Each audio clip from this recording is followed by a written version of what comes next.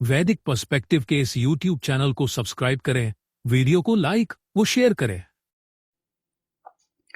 ओम त्रिचित नः अद्या भवतम नवेदसा विभुः वायाम उत अरातिः अश्विना युवोः यंत्रम हिमयेव वाशसु अभ्यायमसेना भवतम मनीषिभिः।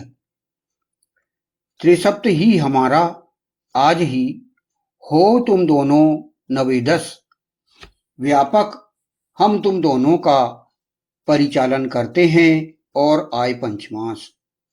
हे अश्विना पुरुष औरत युगल, तुम दोनों का ही यंत्र शीतल रात्रि के समान दिन है, साक्षात कार्य सिद्धि के लिए ग्रहण करने योग्य हो तुम दोनों मनीषियों द्वारा। यह जो मंत्र लिया गया, यह ऋग्वेद के प्रथम मंडल का 34वां सूक्त है। इसके ऋषि हिरण्यकशिपु आंगिरस हैं। इस संपूर्ण सूक्त के देवता अश्विना पुरुष औरत युगल हैं और इस सूक्त में कुल 12 मंत्र हैं और इस 34वें सूक्त का जो स्वर है वह है पंचम। तो यह जो है इसका इस सूक्त का जो प्रथम परिचय यहां पर लिया गया और इसका चूंकि हमने बताए कि देवता जो है अश्विना पुरुष औरत युगल है, प्रमुख विषय जिसको मुख्य विषय कहा जाता है, कि यह जो 34वें सूक्त में 1 से लेके 12 मंत्र तक अश्विना पुरुष औरत युगल को केंद्रित करके बताया गया है। अश्विना पुरुष औरत युगल अर्थात हम इसको सामान्य भाषा में लें कि एक दंपति को आदेश दिया गया है, सलाह दी गई है। दंपति जो कि पति पत्नी है, उन्हें इन 12 मंत्र में क्या क्या करना है जिससे कि वे अपना जीवन सुखमय बना सकें। तो हमारा यह उद्देश्य है कि व्यक्ति सुखपूर्वक जीवन जिए और अपने जीवन में हर प्रकार की सफलता प्राप्त करे। अब इस मंत्र में जो प्रथम मंत्र लिया गया है, इसके फुटनोट हम समझते हैं। फुटनोट में प्रथम फुटनोट की बात की गई है। यहां पर कहा गया है त्रिसप्त ही हमारा, त्रिचित नः। नः अर्थात होता है हमारा, मतलब ईश्वर ईशान परम परमात्मा हमें यह सलाह देता है। एक अश्विना पुरुष औरत युगल एक पति पत्नी को, दाम्पत्य युगल को यह सलाह दे रहा है। उसमें कहा गया है कि व्याख्या की गई है यहां पर, वेद में मानव हेतु जो जीवन व्यवस्था प्रस्तावित की गई है उसे संक्षिप्त में त्रिसप्त कहा जा सकता है। त्रिसप्त में मानव जीवन के सुखमय व सफलतापूर्वक व्यतीत करने के लिए आवश्यक सिद्धांतों का समावेश है। यहां पर जो युगल है, युगल को सुखपूर्वक जीवन जीने के लिए यहां पर एक व्यवस्था दी गई है, एक सिद्धांतों का समावेश किया गया है। यहां पर त्रि शब्द आया है। त्रि से प्रायः वेद में त्रिसप्त का ही संकेत किया गया है, जिसको हम आगे समझेंगे त्रिसप्त क्या होता है। संक्षेप में इसे एक बार पुनः और समझा जा सकता है। वैसे तो वैदिक पर्सपेक्टिव में त्रिसप्त के विषय में पूर्व में विस्तार से बताया गया है, फिर भी क्योंकि त्रिसप्त यहां पर विशेष रूप से हाईलाइट किया गया है, इसे हम समझ सकते हैं। त्रिशब्द को यहां इस मंत्र में रत्न कहा गया है। रत्न जैसे कि हीरे, जवाहरात और अन्य जो कीमती धातुएं पाई जाती हैं, उसी प्रकार इसे एक रत्न कहा गया है।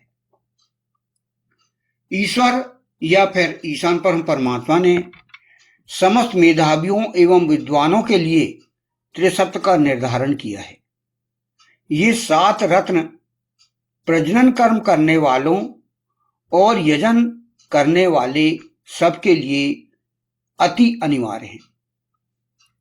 ये 7 रत्न इस प्रकार हैं। तो यहां पर ईश्वर ने, ईशान परमात्मा ने चूंकि वेद का प्रकाश किया है, एक जीवन व्यवस्था दी है मनुष्यों को जीवन यापन करने के लिए, तो मेधावियों ने और विद्वानों ने चारों वेदों का अध्ययन करके, चारों वेद अर्थात ऋग्वेद, यजुर्वेद, सामवेद, अथर्ववेद, इन सभी का अध्ययन करके एक निष्कर्ष निकाला है, जिसमें से रत्न निकाले गए हैं, जिन्हें ये 7 रत्न कहे गए हैं और इन्हें त्रिशब्द कहा गया है। यानी 3 आधार स्तंभ और 3 आचरण स्तंभ और 7वां जो है जीवन उद्देश्य। वेद के विद्वानों के द्वारा यहां पर जो व्यवस्था दी गई है वह जीवन जीने के लिए अति आवश्यक है। यदि हम सुखमय जीवन बिताएं तो हम इन 7 चीजों का यदि गंभीरता से पालन करें तो हमें बहुत ही लाभ मिलेगा। अब हम ये 7 चीजें क्रमशः हम बता सकते हैं, जो कि हर व्यक्ति के लिए लाभदायक है। ये जो त्रिशब्द के अंतर्गत ये 7 रत्न कहा गया है, सप्तरत्न, उनमें प्रथम है ईश्वर या ईशान परमात्मा का अस्तित्व है और वह केवल एक है। यहां पर ईश्वर के केवल एक होने की बात कही गई है कि इस सृष्टि में, पूरी सृष्टि में इसका सम्राट सिर्फ एक ही है। वेद में जो बताया गया है उसे हम समझें कि वेद में ईश्वर के विषय में क्या कहा गया है। पहला सिद्धांत यही बताया गया है कि ईश्वर का अस्तित्व होता है, यानी ईश्वर होता है और वह केवल एक है, ओनली वन। तो इसके विषय में वेद में कई प्रकार की बहुत जो है उदाहरण दिए गए हैं। तो यहां पर ईश्वर के विषय में यजुर्वेद में ईश्वर ने अपने स्वयं के विषय में कहा है। मंत्र है यजुर्वेद का, ओम शः पर्यगात शुक्रम अकायम अवर्णम अस्नाविरग्वं शुद्धम अपाप विद्धम कविहि मनीषी परिभूहु स्वयंभू याथा तथ्यतो अर्थान व्यध्यात शाश्वतीभ्यः समाभ्यः। इसका हिंदी अनुवाद किया गया है। इसमें कहा गया है, वह सर्वव्याप्त है, उज्ज्वल, शरीर रहित, घाव विहीन, स्नायु विहीन, शुद्ध, पाप जिसे वेद नहीं सकता, कवि, मनीषी, सर्वत्र उपस्थित रहने वाला, स्वयं वर्तमान, तथ्यों के अनुसार शाश्वत प्रजाओं, शाश्वत कालों के लिए अर्थों या जीवन मूल्यों का विधान करता है। तो यहां ईश्वर के विषय में यहां पर बताया गया है। तो ये यजुर्वेद के 40वें अध्याय का 8वां मंत्र है। तो ईश्वर ने अपने आप के विषय में, स्वयं के विषय में परिचय दिया है कि वह कौन है।